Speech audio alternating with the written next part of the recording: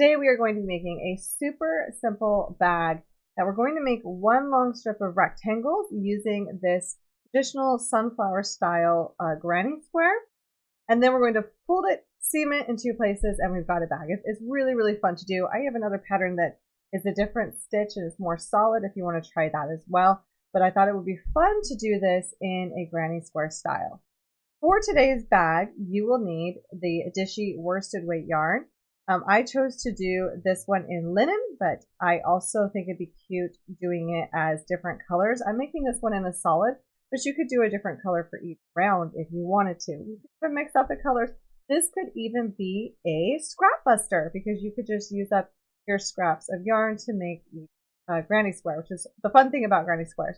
You'll also want a size 4mm G hook, scissors, and a tapestry needle to weave in those ends.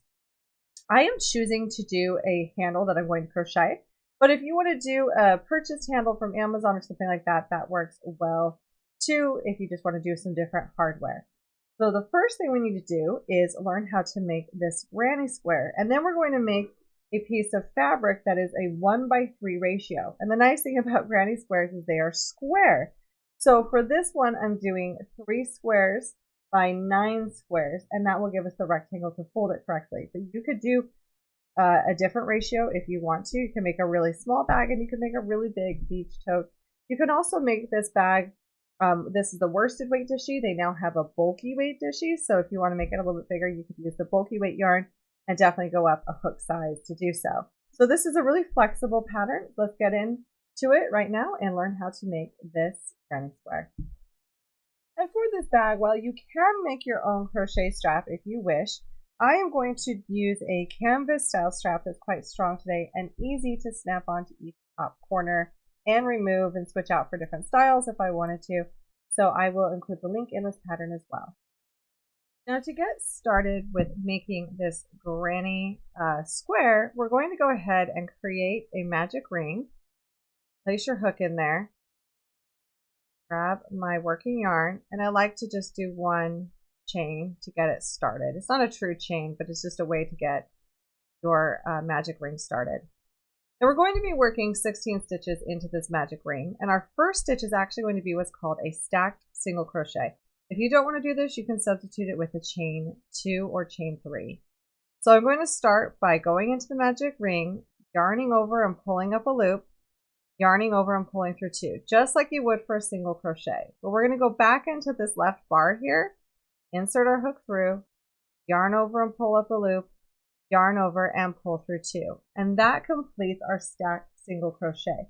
Now you do have to be careful with these. It's never a bad idea to grab a stitch marker because you can easily work into the wrong stitch. It really works great on edges as well. But you want to make sure that you're marking the top of the stacked single crochet so that we know where our round starts. Now after placing that stitch marker, we're going to be doing 15 double crochet stitches inside this magic ring. So with that stacked single crochet as our first stitch and these 15 double crochets, we will have a total of 16 stitches by the end of round 1. Now that we have done those 16 double crochets, we can go ahead and pull that tail end, and you can pull it tight, and sometimes it takes quite a bit. It's a good thing it's a cotton yarn to get it really tight. I can weave that in later. Now we're going to be working into this very first stitch of this round. Now to work the very first stitch, we are going to be doing a stacked puff stitch. So we're going to be doing it a little bit different. I love the join for cleaning it. So it's a clean join. So I didn't slip stitch or anything. We're going right into the very first stitch of this round. So I didn't slip stitch. Now I'm going into the very first stitch of this round, and we're going to create one of those stacked single crochets, but we're going to stop short. So I've done what looks like a single crochet. We're going to go back through that left bar and pull up a loop. Now we're going to stop and we're going to complete the puff stitch part of this. So we're going to yarn over, go back into that same stitch, yarn over and pull up a loop. And you want to pull these loops up as high as your stitch. You don't want them to be too short. Now we do that again, yarn over into the same stitch, yarn over, pull up a loop, and then we're going to yarn over and pull through the first 5 stitches on the hook, and then yarn over and pull through the final 2 to complete that puff stitch, and you're going to want to go ahead and mark the first stitch in the round. Then we're going to chain 1. And now this will be our repeat around. We're going to go right into the next stitch and make a puff stitch. So yarn over, insert your hook, yarn over and pull up a loop. Yarn over, insert your hook, yarn over and pull up a loop. One more time. And now we're going to yarn over and pull through the first 6 loops on the hook, yarn over and pull through 2. Now if you want to pull through all the loops at once, you can. I just find I like doing a puff stitch this way because it tightens the top a bit more and I think makes a better stitch definition. So let's do that one more time. So we're doing a puff stitch and a chain 1. And now here we go. We're going to insert our yarn over and insert our hook, yarn over and pull up a loop. Do that 2 more times. And now we have a total of 7 loops on our hook. We're going to yarn over and pull through the first 6, yarn over and pull through 2, and then chain 1. We're going to be repeating that all the way around. So at the end of round 2, you will have 16 puff stitches as well as 16 stitches.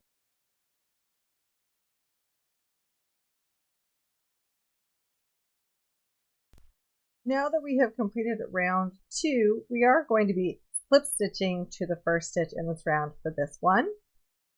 We're going to slip stitch into that first stitch because we're going to be working into that chain 1 space, and that's how we're going to start this next round. We're going to start it in that chain 1 space. So we're going to start by doing a stacked cluster. So once again, we're going to use that stacked method to start our cluster and work right into it. It's a great way to do it, but if you don't want to, you can do chains as substitutes for the stacked part of this. So I'm going to insert my hook into that very first chain 1 space of the round, yarn over and pull up a loop, and yarn over and pull through 2. Go back through this bar, the far left bar there, yarn over and pull up a loop, and pause. So we're going to pause right there. Now we're going to complete the stitch by doing the rest of the double crochets to make this cluster. To do this, we're going to yarn over and insert into the same space, yarn over and pull up a loop, yarn over and pull through 2. We're going to do that 2 more times. Yarn over and insert, yarn over and pull up a loop, yarn over and pull through 2. One more time. And now we have a total of 5 loops on the hook here. We're going to yarn over and pull through all of them. Then we are going to chain 2. Now this will be our repeat that we're going to start next. We're going to be doing a cluster stitch in the chain 1 space and chaining 2. So at the end of this round, you will have 16 cluster stitches, and then we're going to chain 2 between all of those, so 32 chains. So we're going to yarn over and go into the next chain 1 space, yarn over and pull up a loop, yarn over and pull through 2. Do that again, and again, one more time. We have 5 loops on the hook. I'm going to yarn over and pull through all of those and chain 2. And that's our repeat all the way around. So let's do that one more time. We are going to yarn over and insert into the next chain 1 space, yarn over and pull up a loop, and yarn over and pull through 2. Then we're going to yarn over, insert, yarn over and pull up a loop, yarn over and pull through 2. We're going to do that a couple more times. And now that we have 5 loops on our hook, yarn over and pull through all of them and chain 2. So I'm just going to keep doing that until I get all the way around. I did forget to mark my first stitch, so try not to forget that. It can be easy to lose your place there. Just want to make sure mark the first stitch of the round.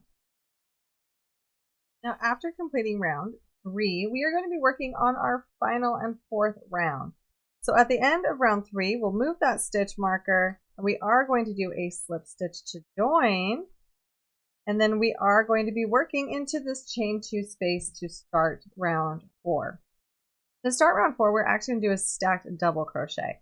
So that is similar to what we did before, just one more step. We're going to insert into that chain 2 space, yarn over and pull up a loop, and yarn over and pull through 2. Then go back through that left bar there, yarn over and pull up a loop, and yarn over and pull through 2. One more time. That's left bar here, insert, pull up a loop, and pull through 2. And this is the very first stitch in this round, and this is the height of a treble crochet. Now, still working into that chain 2 space, we are going to do a treble crochet,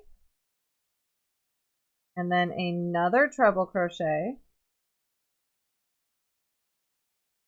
chain 2, and then we're going to work 3 more treble crochets into that chain 1 space.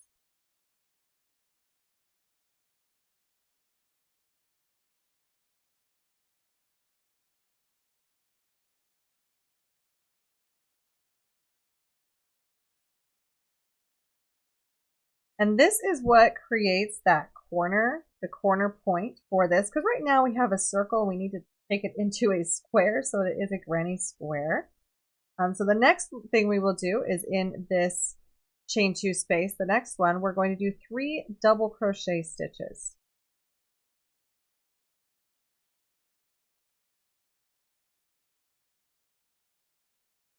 And then in the next chain 2 space, we're going to do 3 half double crochet stitches.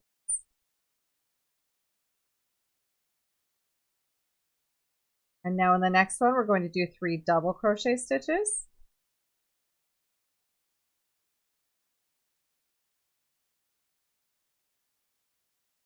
And then in this one is a quarter one, so we'll do 3 trebles, chain 2, and 3 trebles all in the next chain 2 space.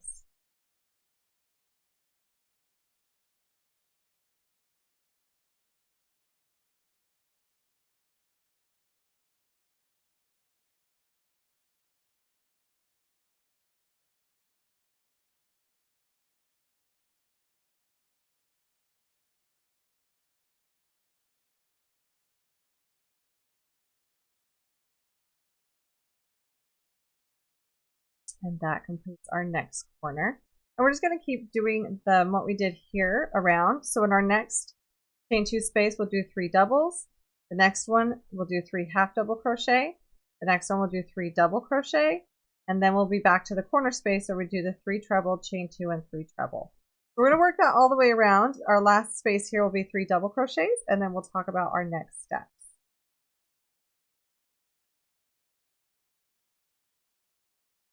So now that I've worked all the way around, we're going to remove this stitch marker.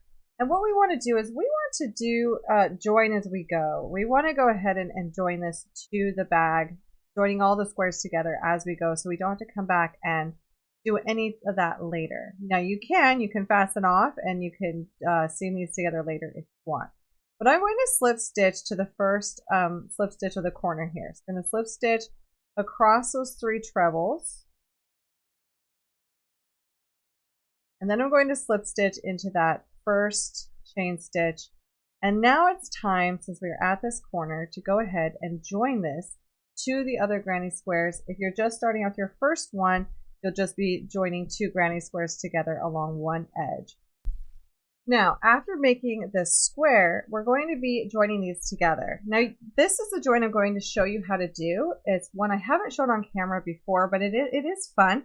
But if you have a joining method that you prefer, please feel free to use it. You can even fasten off with a long tail and hand seam these together. I kind of like these bold lines with this one for a bag, and it's a really tight closure, so I'm going to show you how to do that.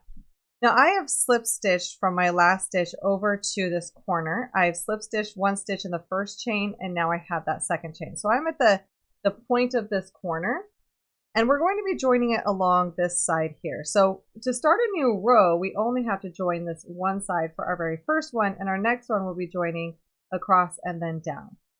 So for this join, I'm going to go into that slip stitch, and I'm going to work it with another slip stitch. So I'm going to go into the slip stitch here, the first one before the first stitch along this row. I'm going to yarn over and slip stitch that. And now this is where the part comes in that is kind of fun to do. This is where we are going to take our hook out.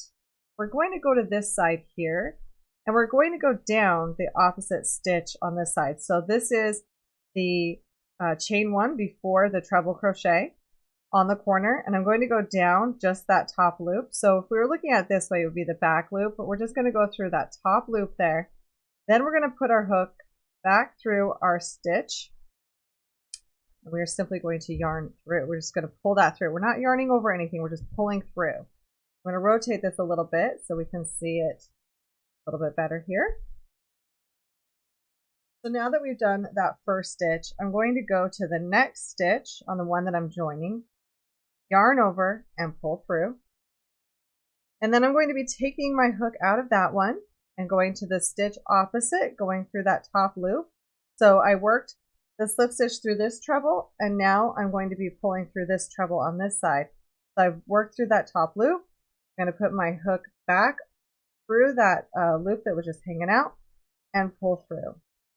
Then I'll go to the next stitch and slip stitch. Take my hook out, go through this loop, put my hook through, and pull through. So it's really simple to do. You just want to make sure that you're just doing one slip stitch per stitch along the edge, and each time that we do that, we're going to be grabbing the loop on this side, going through it, putting our loop back on our hook, and pulling through. And that's what gives this look here. It's almost like kind of looks like a crab stitch, like almost like a reverse single crochet, but it's not. So once again, we are going to slip stitch into the next stitch, go to the stitch on this opposite side that matches up, and put our hook through, working towards that granny square. Put our hook back onto there, and if you lose your loop, you can go back and do it again, and then pull through. And so it is a little bit more time consuming than just single crocheting these together. If you want to single crochet these together, you absolutely can. I just like the look of this, something a little bit different to mix it up, to show a different join going on here. So I'll work my way all the way down this edge, and because I only need to join this one edge for this one, once I get to here, I'll fasten off, and then we are going to have quite a few ends to weave in. But the nice thing about this is that we are joining as we go, so we don't have to come back and join later. So now that we've done that first stitch, I'm going to go to the next stitch on the one that I'm joining, yarn over and pull through. And then I'm going to be taking my hook out of that one and going to the stitch opposite, going through that top loop. So I worked the slip stitch through this treble, and now I'm going to be pulling through this treble on this side. So I've worked through that top loop. I'm going to put my hook back through that loop that was just hanging out and pull through. Then I'll go to the next stitch and slip stitch. Take my hook out, go through this loop, put my hook through, and pull through. So it's really simple to do. You just want to make sure that you're just doing one slip stitch per stitch along the edge, and each time that we do that, we're going to be grabbing the loop on this side, going through it, putting our loop back on our hook, and pulling through. And that's what gives this look here. It's almost like kind of looks like a crab stitch, like almost like a reverse single crochet, but it's not. So once again, we are going to slip stitch into the next stitch, go to the stitch on this opposite side that matches up, and put our hook through, working towards that granny square. Put our hook back onto there, and if you lose your loop, you can go back and do it again, and then pull through. And so it is a little bit more time consuming than just single crocheting these together.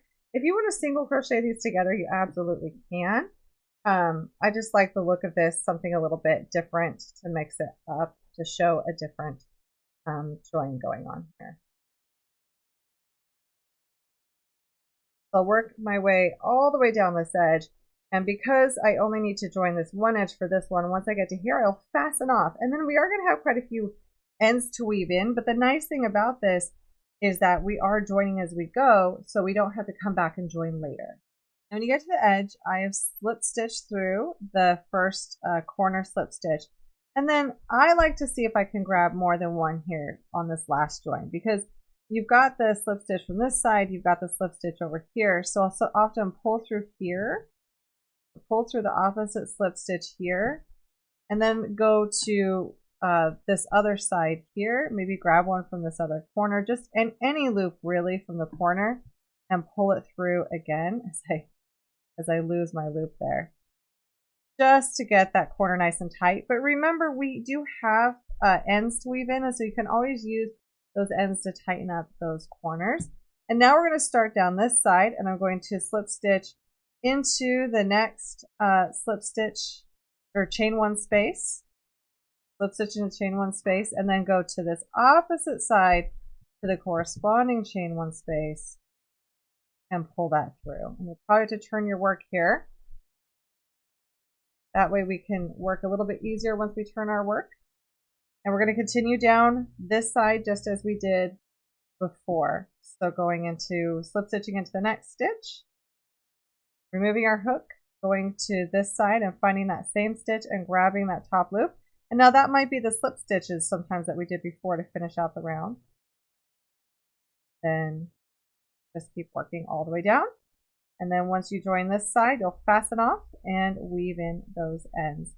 Now we will be doing this until we have a total of 27 granny squares. That is a 3x9 grid.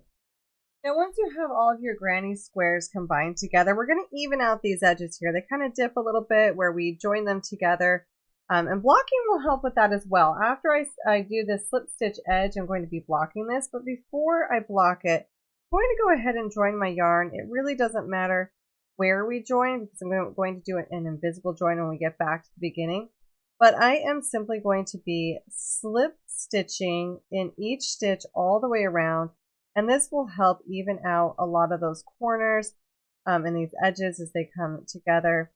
So you'll want to do one slip stitch here, and then you'll want to go to the next slip stitch here.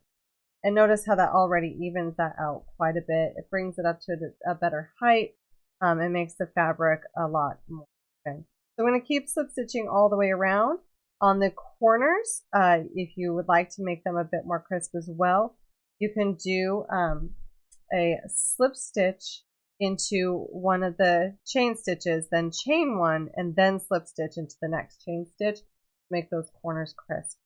And then I'll work this all the way around and come back and show you how to do an invisible join.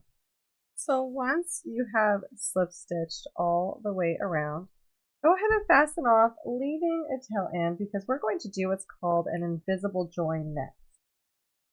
Now after getting your yarn on your yarn needle, I'm going to look at the first slip stitch that I did. And we're going to enter that as if we were to crochet it. So going underneath both loops, we're going to pull that through. And then we're going to go back down the center of the last stitch that we worked. And just like that, we create a mock stitch, and we won't really be able to tell where we started and where we stopped. So go ahead and weave in those ends and then block this piece. Now once you have your fabric blocked, what you can do at this point, the easiest way to line this is to line it right now by just placing a piece of square fabric just inside the edges. You don't want it to go over on the edges because we want to leave those edges clear for when we are seaming it together. Because we're going to be working through those stitches, so you don't want to sew those stitches closed, and you don't really want your lining to show, so you want it just inside the fabric. And for this, I just chose some fabric in my garage. It was the only fabric I had, and I'm like, this is good enough. It's inside of a bag. You're not going to see it. If I had fabric glue, I would be using fabric glue right now to put this on here, but I also cannot find that. And my sewing machine is down at my neighbor's house, and I am just not willing to go get it. I broke up with it. We're not on speaking terms. My sewing machine and I just don't get along. So I am taking the time to simply hand seam this along the edges. I'm just doing a quick whip stitch here. Once again, it's the inside of the bag, so it doesn't have to be perfect. And then once I get that done, I'll come back and show you how to fold it. But I wanted to show you this as an option just in case you wanted to line your bag for a little bit extra strength. So now I have this bag lined, hand stitched around. If you have a sewing machine, feel free to make that a little bit faster.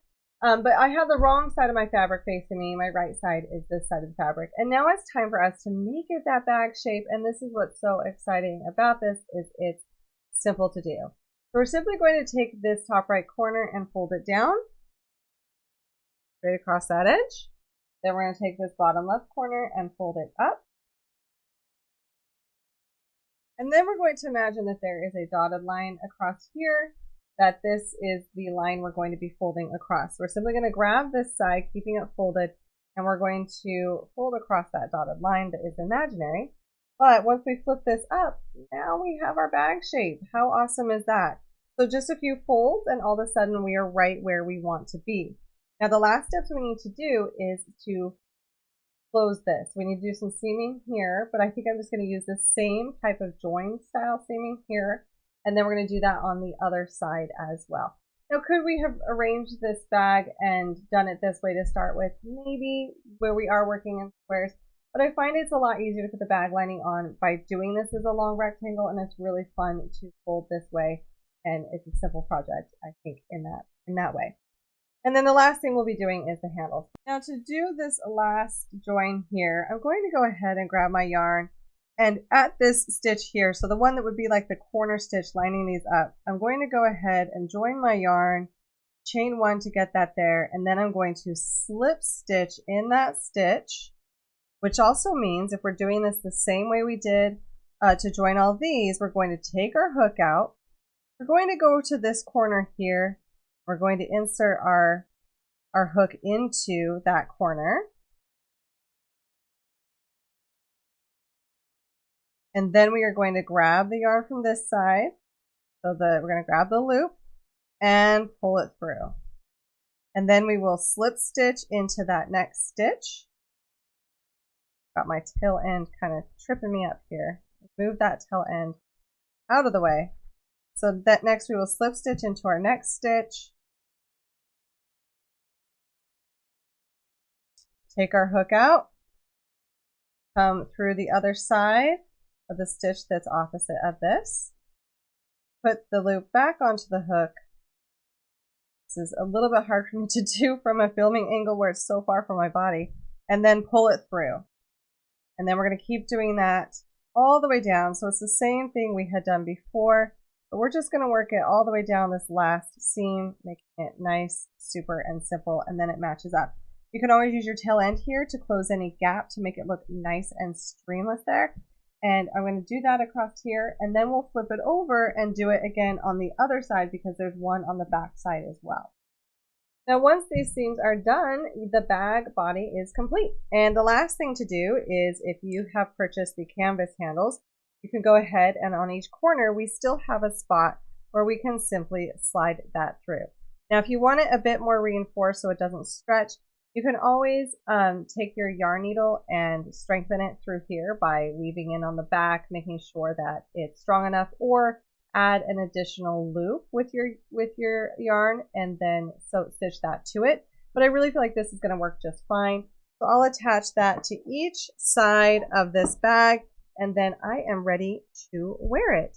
I really hope you've enjoyed this pattern and you enjoy using this bag during really all seasons, but I think it's a fun one for spring and summer with this sunflower style granny square. And I'll also be showing this in another color because, of course, it's so cute, I can't stop with just one. Be sure to hit that subscribe button and come back for some more fun projects soon.